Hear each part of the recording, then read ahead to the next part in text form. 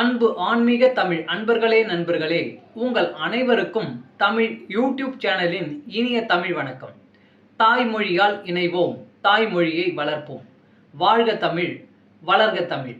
நமது சேனல் ஆன்மீக பதிவில் 12ஆம் நூற்றாண்டில் சேக்கிழார் அருளிய 12ஆம் திருமுறை சைவ காப்பியமுமான பெரிய புராணம் என்ற திருத்தொண்டர் புராணம் என்னும் நூலில் உள்ள அனைத்து பாடல்களையும் பரம்பொருளான சிவபெருமானின் அருளாசியுடன் ஒவ்வொரு பாடலையும் தெளிவான மற்றும் இயல்பான விளக்கத்துடன் அளித்து வருகிறோம்.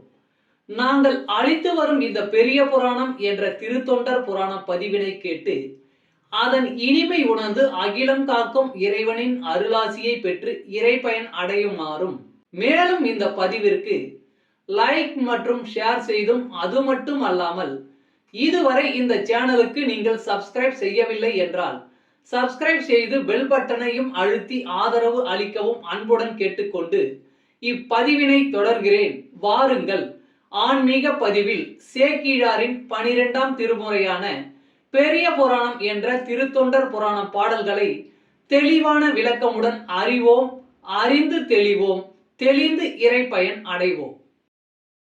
பெரிய புராணம் அல்லது திருத்தொண்டர் புராணம் என்பது சேக்கிழார் அவர்களால் பெருங்காப்பிய இலக்கணங்கள் பலவும் கொண்டதாக இயற்றப்பட்ட சைவ காப்பியம் ஆகும்.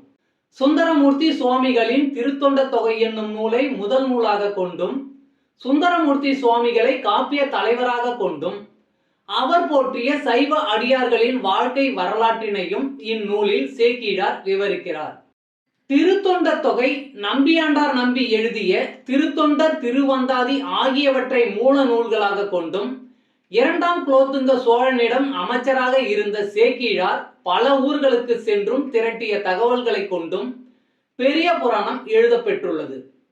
2ஆம் குலோத்துங்க சோழனின் ஆணையின்படி தில்லைக்கு சென்றவர் அங்கு இருக்கும் இறைவனான நடராசர் உலகெல்லாம் என்று அடியெடுத்து கொடுக்க, சேக்கிழார் உலகெல்லாம் உணர்ந்து ஓதற்கு அரியவன் என பெரிய புராணத்தை தொடங்கியதாக நம்பப்படுகிறது. இடைக்கால இலக்கியத்தில் மக்களின் வாழ்க்கை பற்றி வரலாற்று போக்கில் அறிவதற்கு இந்நூல் உதவுகிறது. பெரிய புராணம் முதல் காண்டம், 2ஆம் காண்டம் என 2 காண்டமாகவும், முதல் காண்டத்தில் 5 சருக்கங்களையும் 2ஆம் காண்டத்தில் 8 சருக்கங்களையும் உடையதாக அமைக்கப்பெற்றுள்ளது.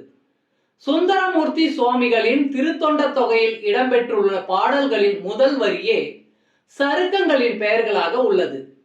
காப்பிய கதையானது கைலாயத்தில் தொடங்க பெற்று சைவ அடியார்களின் வாழ்க்கையை விவரித்து இறுதியாக கைலாயத்தில் முடிகிறது.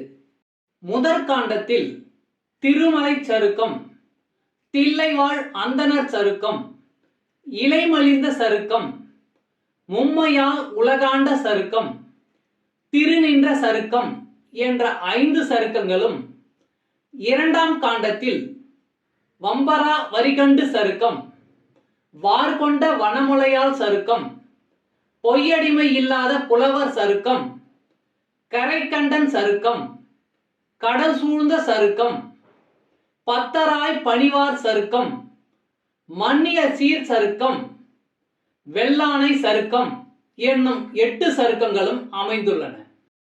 இந்த 13 சருக்கங்களிலும் உள்ள மொத்தம் 4286 பாடல்களையும் ஒவ்வொரு பதிவிலும் ஒவ்வொரு பாடலாக தெளிவான மற்றும் இயல்பான விளக்கமுடன் கேட்டு இறைப்பயனை அடைய உள்ளோம்.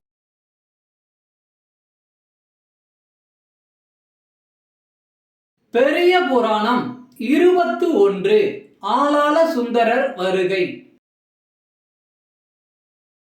நெற்றியின் கண்ணர் நாற்பெரும் தோழர் நீரணி மேனியர் அநேகர் பெற்ற மேல் கொண்ட தம்பிரான் அடியார் பிஞ்சகன் தன் அருள் பெறுவார் மற்றவர்க்கெல்லாம் தலைமையாம் பணியும் மலர்கையில் துருகியும் பிரம்பும் கற்றைவார் சடையான் அருளினால் பெற்றான் காப்பத கைலைமால் வரைதான்.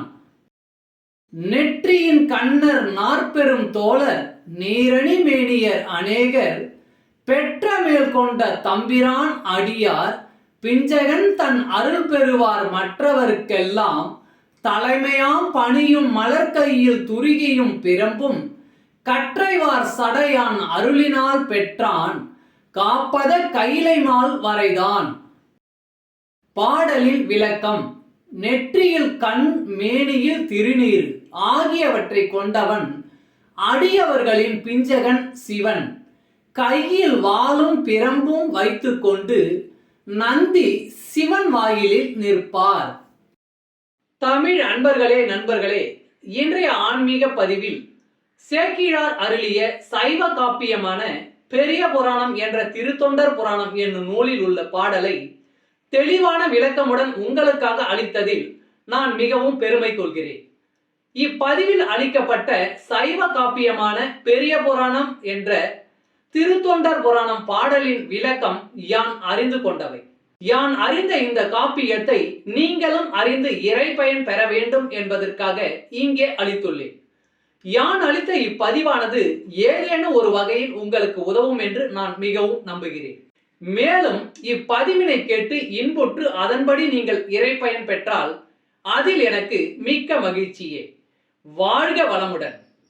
சர்வம் சிவமயம். இறையருள் பெறுவோம், இன்பமாய் வாழ்வோம். அன்பு ஆன்மீக தமிழ் அன்பர்களே, நண்பர்களே, இவ்வீடியோ பதிவினை கேட்டு இன்புற்று ஆதரவு அளித்த அனைத்து தமிழ் உள்ளங்களுக்கும் எங்கள் மனமார்ந்த நன்றி. மேலும் இப்பதிவு உங்களுக்கு பிடித்திருந்தால் லைக் மற்றும் ஷேர் செய்து, இதுவரை இந்த சேனலுக்கு நீங்கள் சப்ஸ்கிரைப் செய்யவில்லை என்றால் சப்ஸ்கிரைப் செய்து ஆதரவு அளிக்க வேண்டி அன்புடன் கேட்டுக்கொள்கிறேன். நன்றி. அடுத்த பதிவில் உங்களை விரைவில் சந்திக்கும் வரை உங்களிடமிருந்து விடைபெறுவது தமிழ் யூடியூப் சேனல்.